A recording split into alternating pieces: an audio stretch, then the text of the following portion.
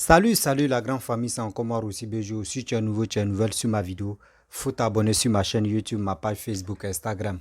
N'oubliez pas de partager mes vidéos et aussi liker. Bref, la famille, j'aimerais vous présenter Duel. Hey, entre Kone Katina et Mamadou Touré. C'est chaud. Voici, on les a invités sur plateau télé.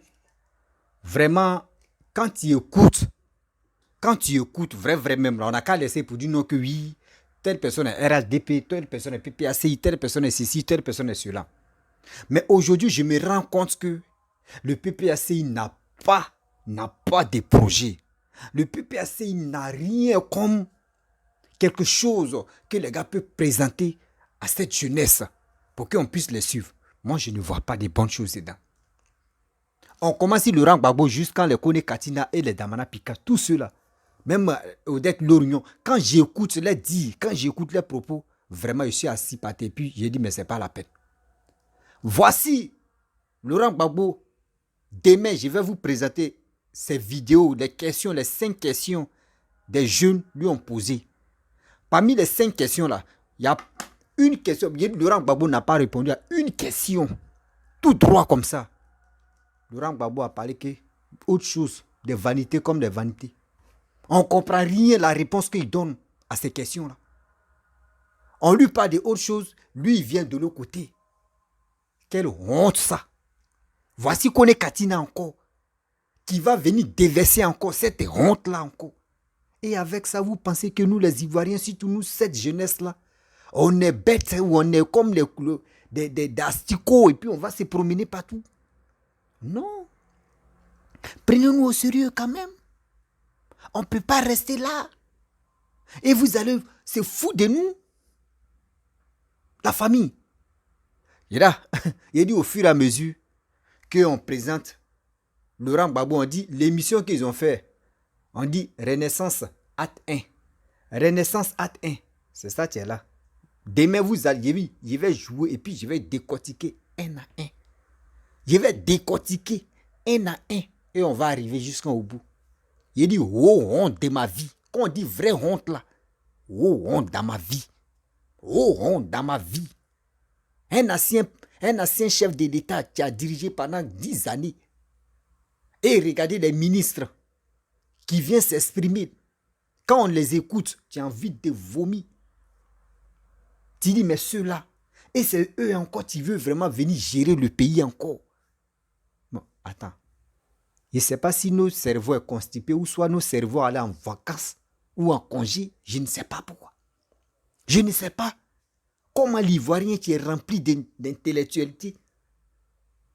Oui, l'Ivoirien qui est rempli d'intellectualité et qui va se lever comme ça, venir supporter quelqu'un qui dit, on lui pose des questions et il va de l'autre côté. Voici l'extrait de Kone Katina d'abord.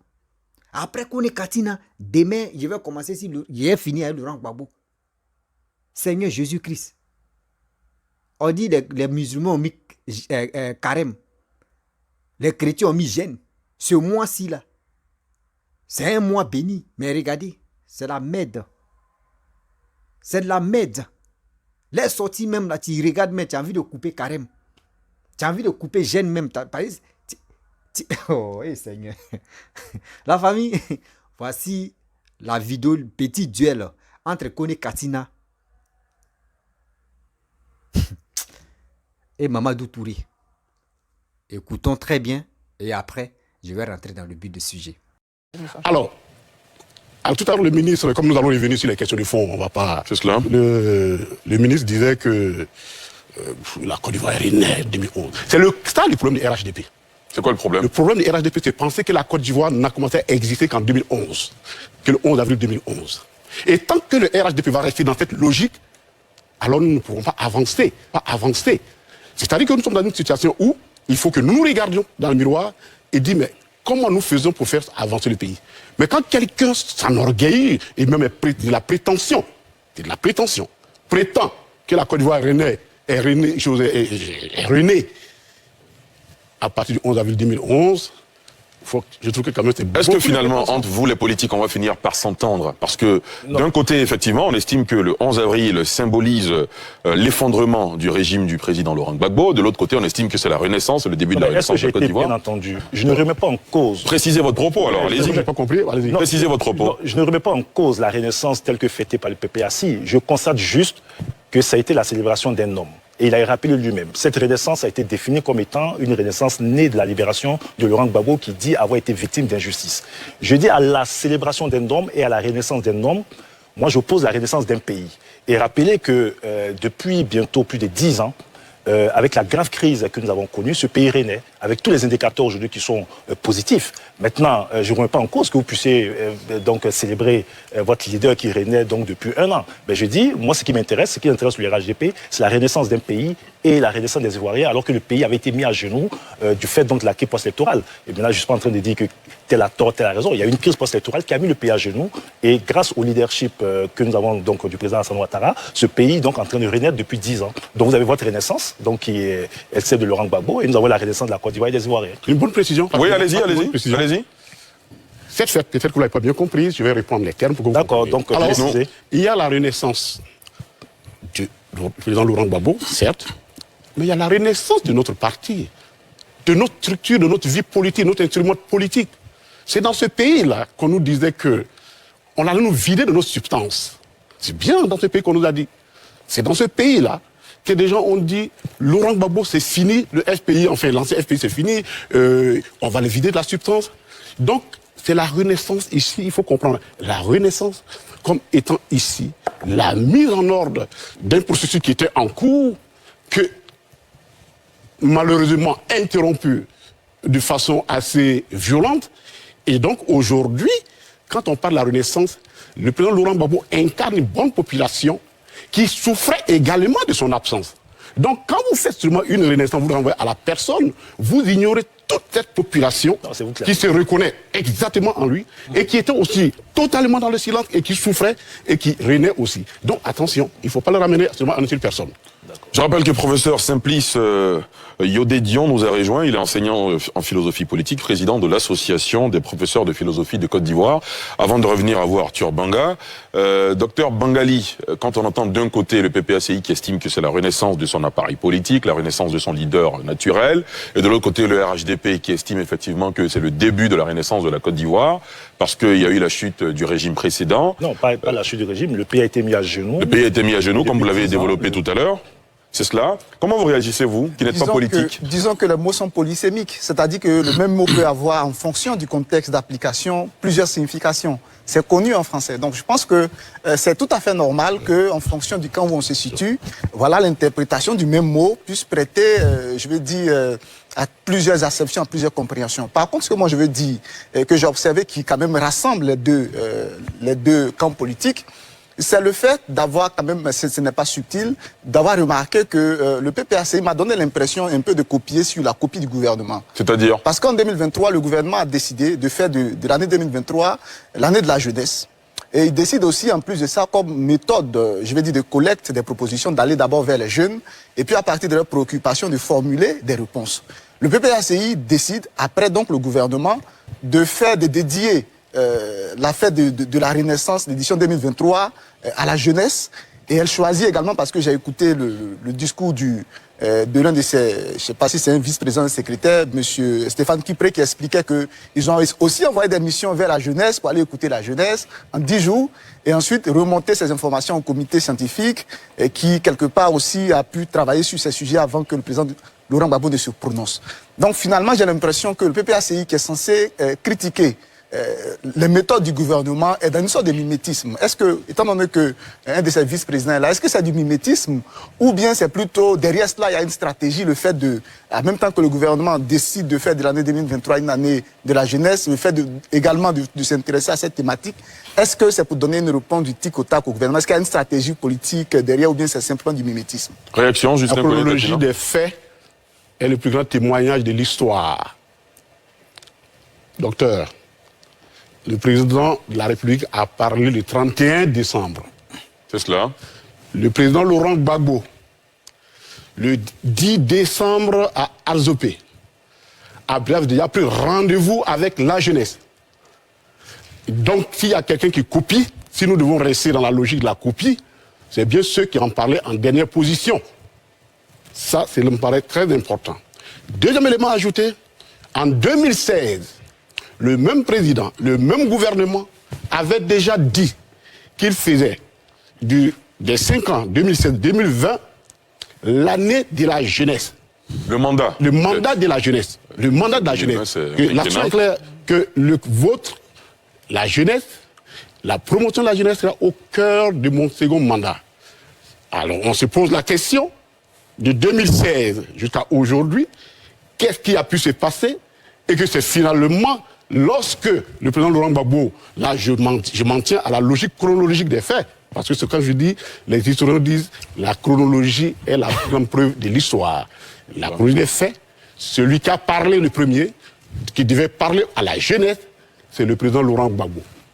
Et celui qui a parlé en dernière position, et nous ne savons pas pourquoi il en parle, puisqu'il en avait parlé 5 ans avant, c'est le président Ouattara. Donc, puisque vous avez convoqué les historiens, Arthur Banga qui veut intervenir depuis, allez-y Arthur. Je pense qu'il ne faut pas laisser son inconscient dominer son conscient. Ça veut dire quoi? Ça veut dire que M. Kafana, M. Katina est tellement bloqué qu'il n'entend même pas ce que je dis.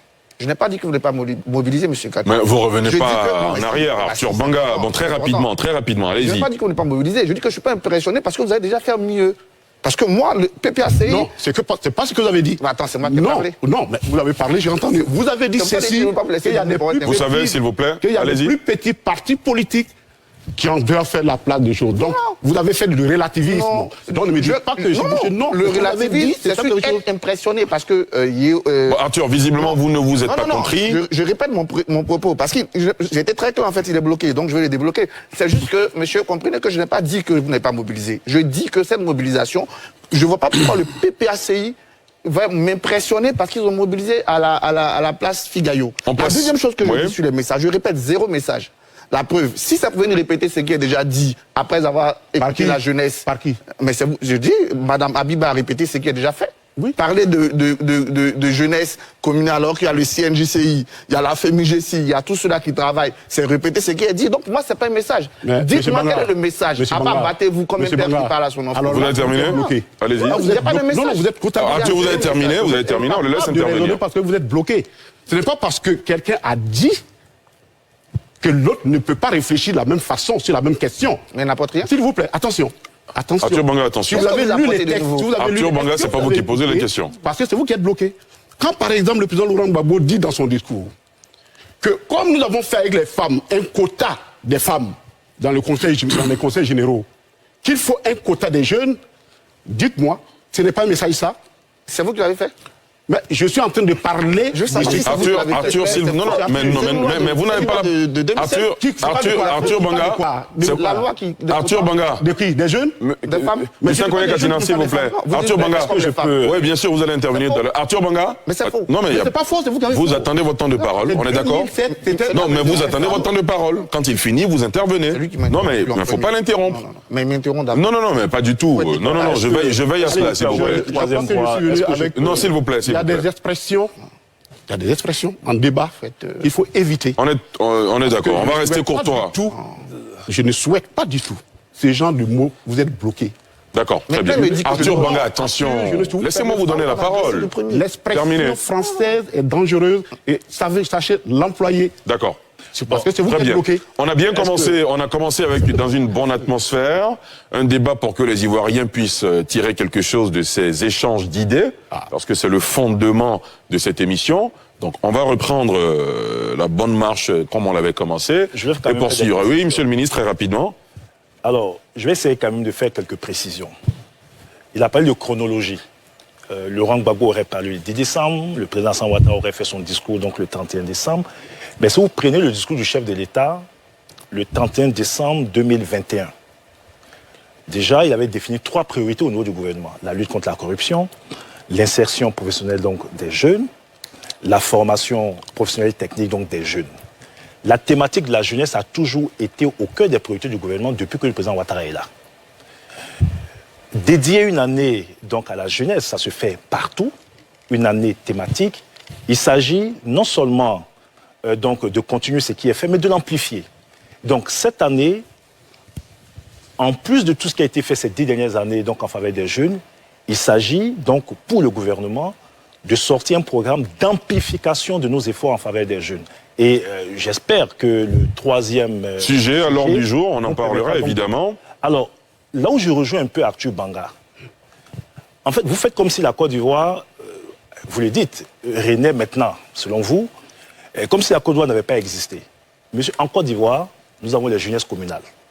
Enfin, En Côte d'Ivoire, nous avons le Conseil national des jeunes. Même si Laurent Gbagbo veut faire des propositions, ces propositions doivent tenir compte de l'existant, qui peut être amélioré. Mais on ne fait pas des propositions comme si ça n'existait pas. Vous parlez de quotas. Est-ce que vous savez qu'en décembre 2022, le gouvernement a adopté une loi en Conseil des ministres qui va passer au Parlement. Cette loi qui garantit la participation des jeunes aux processus de prise de décision et qui garantit la participation des jeunes aux assemblées élues. Donc vous soulevez des préoccupations qui ont été déjà traitées. Donc c'est pour cela que certains autorités ici estiment que vous êtes dans une logique de copie de ce que le gouvernement fait. non, alors là, rapidement, rapidement, bien sûr. Monsieur le ministre, Oui. voyez-vous, quand on a décidé de faire la politique, en faisant la politique, faisons en sorte que ceux qui nous regardent aient envie de faire la politique. Je répète que lorsque un président de la République dit pendant 5 ans, je place l'action des jeunes au cœur de mon action gouvernementale, et que 5 ans après, sans avoir expliqué le bilan qui a été fait de ce qu'il avait promis, et qu'il vienne dire aux mêmes Ivoiriens, aux mêmes jeunes, s'il vous plaît, je fais de l'année 2023 une année. Il me dit c'est thématique. OK.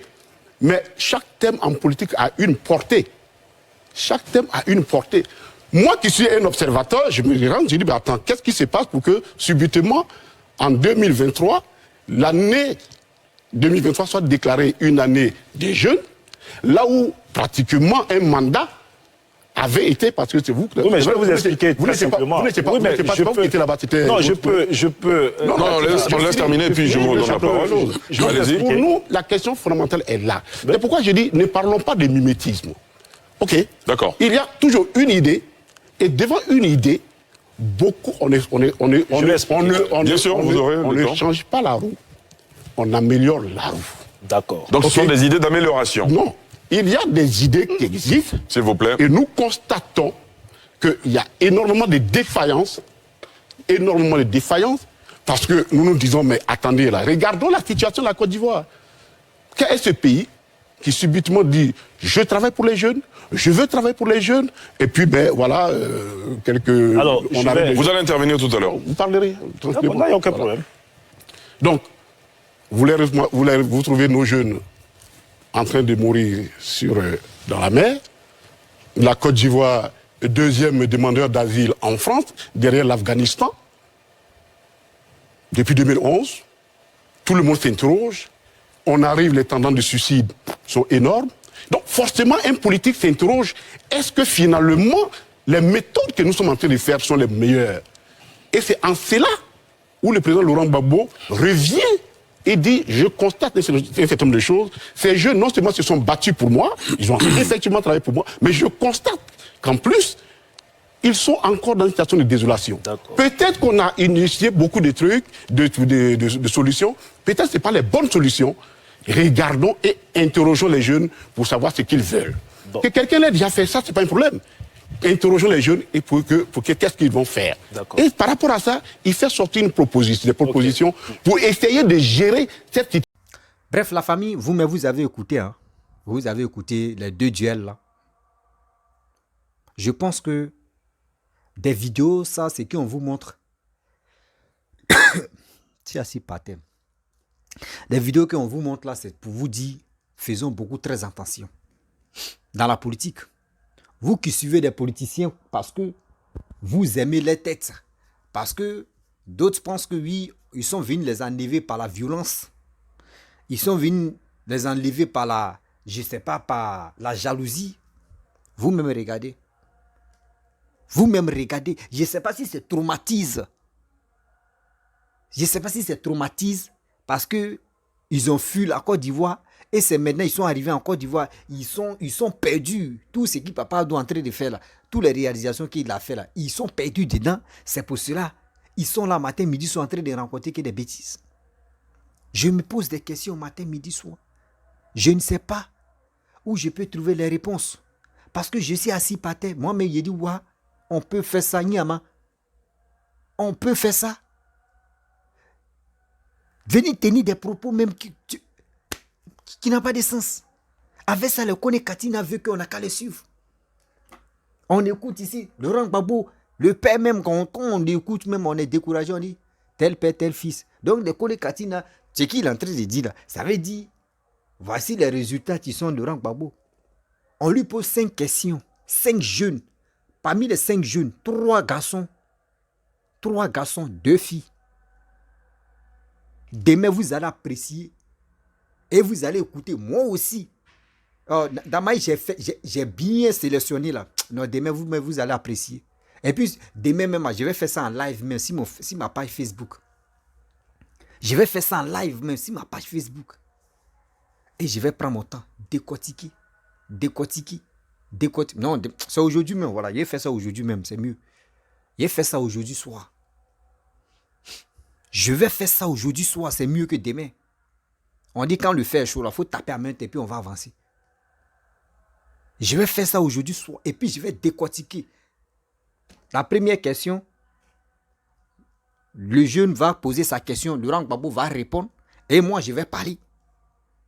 Vous-même vous allez apprécier que et vous allez écouter.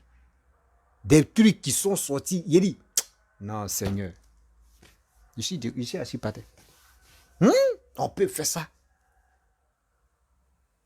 C'est mieux, c'est maintenant je comprends pourquoi Gbagbo Laurent nous présente toujours sa femme. C'est maintenant je comprends pourquoi Laurent Gbagbo nous parle des trucs qu'il a vécu en prison. C'est maintenant j'ai compris. Sinon des questions, si on dit on va te poser des questions, quand c'est comme ça tu rentres en brousse. On dit voici la voie, tu es là, réponds-nous, on va marcher. Tu rentres en brousse. Qui va aller te suivre en brousse là-bas? Oh. C'est gay. Politique de Côte d'Ivoire. Politique de Côte d'Ivoire. De Kone Katina, quand on cause avec la violence, c'est pas les réponses, c'est pas avec la violence. Dialogue là, quand on dit débat là, c'est pas avec les muscles. Là. C'est terre à terre. Lui l'a dit, celle a dit, telle personne a dit, et puis on avance. Vous pensez que c'est avec gros cœur ou soit c'est avec des paroles vulgaires ou soit avec la colère qu'on règle. Il dit, vous ne savez pas, l'Ivoirien là, il te regarde comme ça. Toi tu penses qu'il te suit pas, il te suit de près. C'est le jour J même là, tu vas comprendre que on pose question à Laurent Gbagbo. Pourquoi quand on dit les élections en Côte d'Ivoire, les jeunes sont paniqués? Gbagbo Laurent allait parler de autre chose. Et demain, non. Et il dit demain encore, ce soir-là, mais ça a chauffé. Ce soir-là, il dit rendez-vous. Après, il a fait publication. Rendez-vous. Il a fait publication.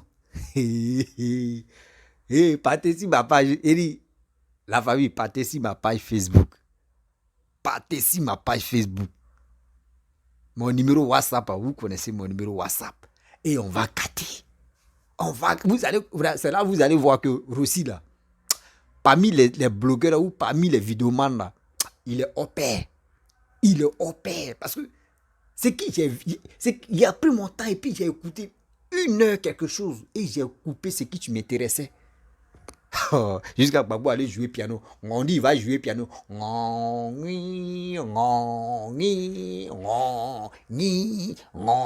Ils sont obligés de t'applaudir, de t'acclamer. C'est ça on appelle quelqu'un qui est fort dans pianiste. Seigneur. Je suis assis par terre. Jusqu'à Laurent Gbagbo dit oui. On dit oh, si il commence ça même, c'est pas bon ici. La famille, si il commence ici, là, il risque de tout gâter en même temps. C'est que le soir, il dit, venez sur Facebook. Et sur Facebook, il va commencer à faire tremblement de terre. L'heure, c'est quoi? Attendez voir l'heure d'abord. Parce que, l'heure que je veux, parce que je ne veux pas, attendre le temps où on va couper carrément, gêne tout ça là pour que ça mélange. Je vais attendre d'abord quand on finit de couper carême, gêne, tout ça là. En Côte d'Ivoire, je vais commencer à 19h, 20h. Bon, il peut dire 22h, non, 22h, non, il ne peut pas faire ça. Il fait 21h de France. Voilà, 21h de France, là c'est bon. 21h de France, 20h de Maroc. Et aussi 18h, bon, il peut dire 18h des choses, comment dirais-je, non, 19h de Côte d'Ivoire. Et je suis assis. Et on va faire. Le PPACI, ce jour-là, ils vont me détester. Parce que moi, j'aime PPACI. J'aime PPACI. Je dis, ah, c'est ça, tiens là. On peut faire ça à Dama. Le PPACI, venez, on dresse tapis rouge. La famille, vraiment, c'était pour vous montrer, regardez, des conneries Katina. Demain aussi, là, lui, il va prendre balle perdue là-bas aussi. C'est ça. On doit se dire la vérité. Il est temps de parler à nos frères, à cette jeunesse. Trop, c'est trop. Venez écouter des choses et puis... Seigneur, la famille, je vais vous laisser. Si tu es nouveau, tu es nouvelle sur ma vidéo. Ce soir, partez sur ma page Rossi BGO. Abonnez-vous là-bas parce que il y aura des miracles. Je vais décortiquer tous les dits de Laurent Gbagbo. La jeunesse, on est ensemble. On est ensemble. Je vous dis à très bientôt. Ciao.